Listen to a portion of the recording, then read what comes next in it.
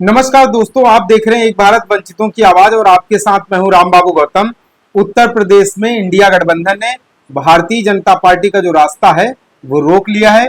India गठबंधन ने Bharatiya Janata party का जो दिल्ली वाला रास्ता है उसके रास्ते में अड़चने पैदा कर दी हैं और भारतीय जनता पार्टी को उत्तर प्रदेश में बहुत ज्यादा सियासी जो है वो नुकसान उठाना पड़ा है। इंडिया गठबंधन ने भारतीय जनता पार्टी को जो दिल्ली रास्ता जाता है उसमें जो है वो जाम लगा दिया है। अब भारतीय जनता पार्टी की हालत उत्तर प्रदेश में काफी ज्यादा खराब हो चुकी है।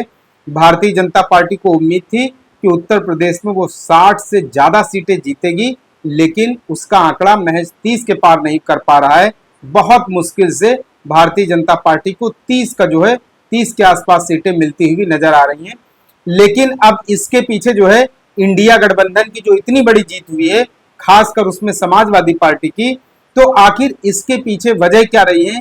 इंडिया गठबंधन की जीत के पीछे 5 वो कौन से बड़े फैक्टर रहे हैं? आज वही फैक्टर मैं जो है आपको बताने वाला हूं कि आखिर उत्तर प्रदेश में इंडिया गठबंधन को इतनी बड़ी जीत मिली है, उसके पीछे 5 वो कौन से बड़े कारण हैं जिसने उत्तर प्रदेश में भारतीय जनता पार्टी के मंसूबों पर पानी फेर दिया, जिसने भारतीय जनता पार्टी को, जिसको ये लग रहा था कि राम मंदिर की लहर में वो 60 से ज्यादा सीटों का आंकड़ा पार करेगी, वो 30 सीटों पर ही सिमटती हुई नजर आ रही है।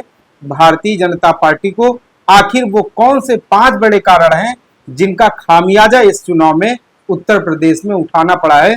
तो इंडिया गठबंधन ने बहुत ही मजबूती के साथ चुनाव लड़ा है और इंडिया गठबंधन ने कई सारी ऐसी चीजें हैं जो पब्लिक के बीच में मैसेज और संदेश देने में कामयाबी मिली है कि वो भारतीय जनता पार्टी को चुनाव मैदान में पीछे कर सकता है, चुनाव में हरा सकता है। तो आज मैं 5 जो है वो बड़े कारण आपको बताने वाला हूं कि आखिर किस वजह से भारतीय जनता पार्टी को इंडिया गठबंधन से करारी शिकस्त मिली है। उसमें सबसे पहला जो कारण है वो है संविधान की रक्षा करना।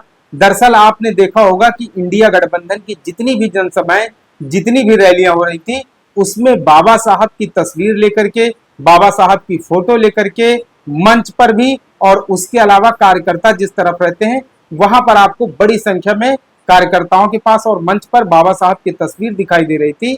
उसकी तो एक तरीके से ये संदेश दिया गया कि भारतीय जनता पार्टी की सरकार में संविधान खतरे में है, संविधान को बचाना है।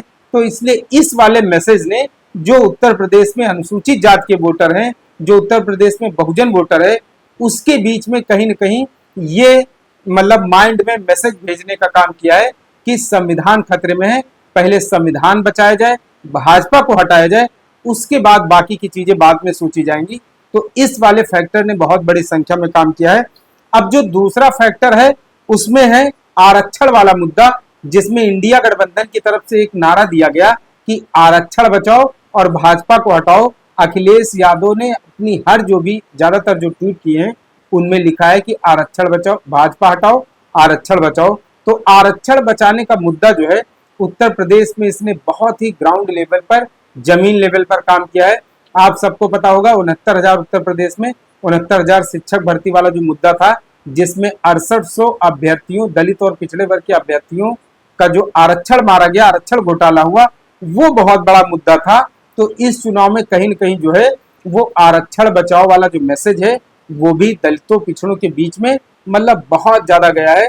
तो इस वजह से कहीं न कहीं जो वोटरों ने, जो वोटर था दलित और पिछड़ा वोटर, उसके दिमाग में ये चीज गई, मैसेज ये चीज, इस चीज का गया कि सबसे पहले भाजपा को हटाओ, आरक्षण बचाओ, उसके बाद बाकी चीजें बाद में सोची जाएंगी।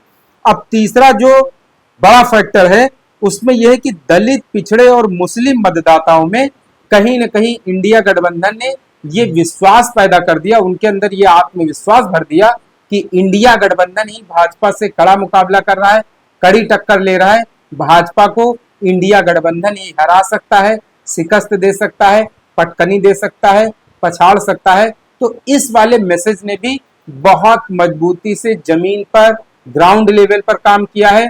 तो इस बार दलित, पिछड़ा और मुस्लिम मतदाता, जिसको बहुजन मतदाता कहते हैं, इसने जो है कहीं न कहीं भारतीय जनता पार्टी के खिलाफ और इंडिया गठबंधन के समर्थन में बड़े लेवल पर जो है वोटिंग की है, क्योंकि सबसे ज्यादा पीड़ित जो है यही वोटर था।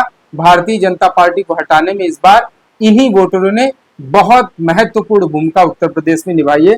अब जो चौथा सबसे बड़ा फैक्टर है, चौथा जिसने गांव में बहुत ज्यादा, देहात में बहुत ज्यादा वर्कआउट किया है, बहुत ज्यादा काम किया है, वो है इंडिया गठबंधन की तरफ से, राहुल गांधी की तरफ से ज्यादातर रैलियों में इस बात का ऐलान करना कि अगर इंडिया गठबंधन सत्ता में आता है तो वो अग्निवीर योजना को जो है वो पूरी तरह से खत्म कर देंगे, रद्दी की टोकरी में डाल देंगे, अग्निवीर योजना को वो फाड़कर फेंक देंगे। राहुल गांधी ने लगभग अपनी सभी रैलियों में इन बातों को जो दोहराया है कि अगर वो सत्ता में आते हैं तो अग्निवीर योजना को खत्म कर देंगे। दरअसल जब 4 साल वाली अग्निवीर योजना लाई गई थी तो उसका बहुत बड़े पैमाने पर जो है वो विरोध हुआ था, और सेना में ज्यादातर जो है वो एससी और ओबीसी वर्ग के जो है युवा है, यही लोग ज्यादातर जाते हैं। तो जब अग्निवीर योजना का प्राइवेटाइजेशन और उसको 4 साल के लिए किया गया मोदी सरकार में, तो गांव और देहात में इस योजना को लेकर के बहुत बड़ा विरोध हुआ, क्योंकि ज्यादातर गांव देहात से किसानों के लड़के ही इस नौकरी में जाते हैं। तो कहीं ना कहीं इस फैक्टर में ने बहुत ज्यादा जमीन पर काम किया। अब आपको मैं पांचवा फैक्टर बताता हूं। पांचवा फैक्टर ये है कि ज्यादातर इंडिया गठबंधन की रैलियों से, जनसभाओं से ये मैसेज और संदेश दिया गया, ऐलान किया गया कि जैसे ही भारतीय जनता पार्टी हटेगी, इंडिया गठबंधन सत्ता में आएगा, तो उसके बाद जुलाई से जितनी भी गरीब महिलाएं हैं उनके खाते में 8,500 रुपए महीने, हर महीने खटाखट आना शुरू हो जाएंगे। तो खटाखट और टकाटक ये चुनाव में बहुत ज्यादा मुद्दा बना। तो गरीब महिलाओं के बीच में जो है वो कहीं न कहीं इस मैसेज ने बहुत जमीनी स्तर पर काम किया कि अगर कांग्रेस पार्टी सत्ता में आती है तो जो भी गरीब महिलाएं हैं, गरीब परिवार की महिलाएं, उनको जुलाई 2024 से उनके खाते में 8,500 रुपए महीने, मतलब 1 लाख रुपए सालाना जो है उनके खाते में आना शुरू हो जाएगा। पूर्वांचल, खासकर पूर्वांचल में और भी पश्चिमी उत्तर प्रदेश में और भी दूसरी जगहों पर इस जो योजना है इसने कांग्रेस के लिए बहुत ज्यादा जो है वो जमीन तैयार की। इसका नतीजा है कि कांग्रेस जो है 17 में 8 सीटें, सोचिए, जीतने में कामयाब हो गई।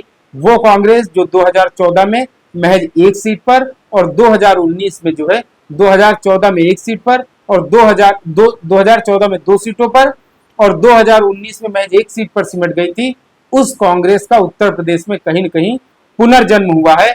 8 सीटें जीतना मतलब कांग्रेस के लिए एक बहुत बड़ी चीज है। तो मैंने जो आपको 5 चीजें बताई हैं, इन 5 चीजों ने उत्तर प्रदेश में इंडिया गठबंधन के लिए संजीवनी का काम किया है, और भारतीय जनता पार्टी के लिए यही 5 चीजें जो है वो नासूर बनी है।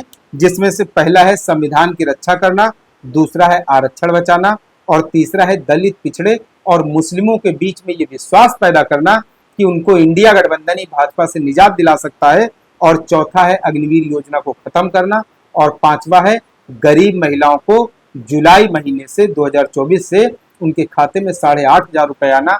तो इन 5 जो बड़े वादे थे, इन 5 बड़े वादों ने इंडिया गठबंधन के लिए जमीन तैयार की, ग्राउंड तैयार किया, बेस बनाया, और उसी का नतीजा है कि इंडिया गठबंधन को इस बार लोकसभा चुनाव में उत्तर प्रदेश में बहुत बड़ी लीड मिली है। यही 5 बड़े फैक्टर हैं जिनकी वजह से इंडिया गठबंधन को उत्तर प्रदेश में बड़ी कामयाबी मिली है। आपको ये विश्लेषण, एनालिसिस कैसी लगी है, इसके बारे में कमेंट करके जरूर बताएं।